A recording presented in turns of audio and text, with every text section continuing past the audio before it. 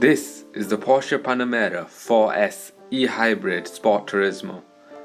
It's one of 19 cars that Porsche currently produce in the Panamera range, which starts with the two-wheel drive Panamera and goes all the way up to the 680 horsepower turbo SE Hybrid, which I drove back in 2019. A staggering 18 of the 19 models that Porsche currently produce in the Panamera range come with the number 4 in the name. This denotes the four-wheel drive. The S means that this particular model comes with a 2.9 litre V6 engine which produces around 440 horsepower. Add to this the electric motor that comes along with the E-Hybrid mode, and this tops off this Porsche Panamera at 560 horsepower. All Sport Turismo Panamera models come with the extended roofline body configuration. So when driving the Porsche Panamera, there are a few different driving modes that you can choose from. So to start with, there's e-Power, which runs entirely on electric power. So yeah, I mean, that's fairly quiet. So it's pretty straightforward. E-Power, entirely on electric power. There's a 17 kilowatt hour battery, which gives you around, I think, 30 miles of range in electric mode. We've got currently 22 miles of range left in electric mode. Then you have a hybrid auto mode, which again does what it says on the tin. It's a mixture between electric and the petrol power, and that will give you the optimum powertrain for when you need it. There's also an e-hold mode, which again is in the hybrid powertrain mode, but it will hold a small amount of range, electric range, so that in case you need it. So that's roughly around 5 miles it will hold for you. And there's also an e-charge range, which is there to essentially use the petrol power to charge your electric battery. Now, the two modes which most people will probably enjoy are the sport mode and the sport plus mode. So if you put into sport mode, you can definitely, well, I could hear the exhaust note change a little bit. Everything goes a little bit stiffer, the suspension goes a bit stiffer, the springs, and the throttle response is just that little bit better. Then finally there is a sport plus mode, which again, all the settings go even more stiffer, and so does the suspension. But of course you can change individual settings like the suspension from the center console. So if I was to change the comfort settings to, well, the springs to comfort mode, but still have it in sport mode, so I still get that throttle response, that sharper response from the throttle, but of course a more comfortable ride. And of course, you've always got to be wary when you do put your foot on the throttle that this is a big car. It is more of a GT car, and you definitely feel it. I mean, the steering wheel is thin, like a sports car. Like, it reminds me more of the sort of Boxster and the Caymans. But it's also quite a big radius, which is quite good. You definitely feel the presence of the steering wheel, that this is a bigger car. And it's got these metal flappy paddle gear shifters behind. And the cockpit, the dash in front, I really like Porsche's dash.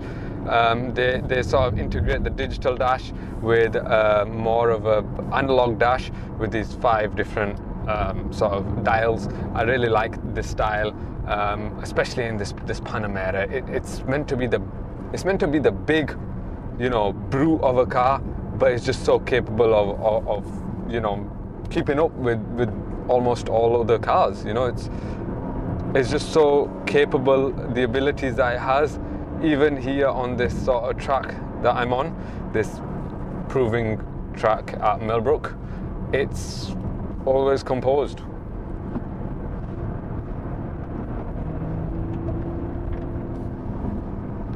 And it's only when you go really fast in the corners that you really feel that there is some weight behind you. Obviously, with this being a sort of shooting brake, sort of estate style car. Aside from that, it seems like the perfect driving experience with the perfect amount of practicality. The driving position is good. The seats are comfortable. Maybe not as 100% comfortable as I would have liked, but they do a great job of giving you a nice, easy, relaxed drive. So one thing that I would like to do, when I last drove the Porsche Taycan, there was some bumps on the road here, which I always mention in some of my videos, and I went over them at 50 miles an hour. I'm going over at 30 in the Panamera, and especially after the first one, it definitely soaks them up, and they're not as bad as I thought they would be. They're definitely not uncomfortable. You notice them, but they're not uncomfortable. So, good marks for the Panamera.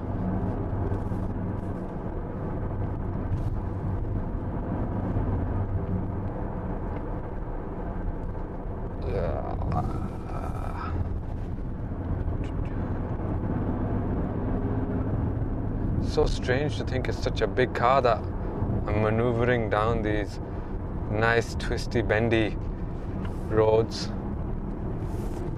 It slows down at the right time and then goes at the right time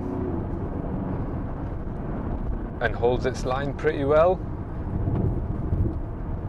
Great amount of grip.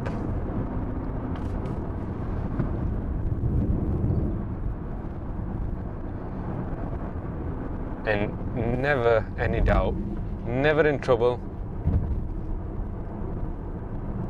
And let's put over boost. Sport response, you get that. So you get in normal driving mode, if you press the sport response button on the steering wheel, you do get 20 seconds of sport response mode, which throws everything at the road, full electric and petrol power for one 20-second blast, and that can get quite addictive. In fact, might we try that again? It's great for if you need to overtake somebody on, let's say, a motorway. To sum up the Porsche Panamera then, it's calm, composed, capable, and comfortable. Whilst the first generation Panamera wasn't always pretty, the second generation does look great. 0 to 62 miles per hour is dealt in 3.7 seconds, and a top speed of 182 miles per hour is achievable. This particular model starts at around £107,000. Can the Panamera still hold its own in this new generation of electric cars, even with its E-Hybrid models?